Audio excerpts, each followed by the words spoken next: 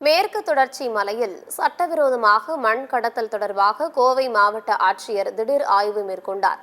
கோவை மாவட்டம் பேரூர் அருகே ஆலந்துறை, காளிமங்கலம், தேவராயபுரம், வால்கராடு மற்றும் மதுக்கரை வட்டம் கரடிமடை ஆகிய பகுதிகளில் சட்டவிரோதமாக மண் எடுத்து செங்கல் உற்பத்தி நடைபெறுவதாக தொடர் குற்றச்சாட்டுகள் எழுந்தன.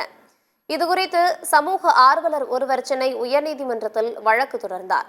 இதே நிலை தொடர்ந்தால் மேற்கு தொடர்ச்சி மலை காணாமல் போய்விடும் என கவலை தெரிவித்த நீதிபதிகள் சட்டவிரோதமாக மணல் கடத்தும் நபர்களை உடனடியாக தடுத்து அவர்களை கைது செய்ய உத்தரவிட்டனர்.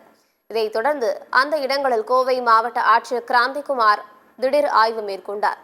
அப்போது முறைகேடாக சட்டவிரோதமாக மண் எடுப்பதும் செங்கல் தயாரிப்பதும் தெரியவந்தது.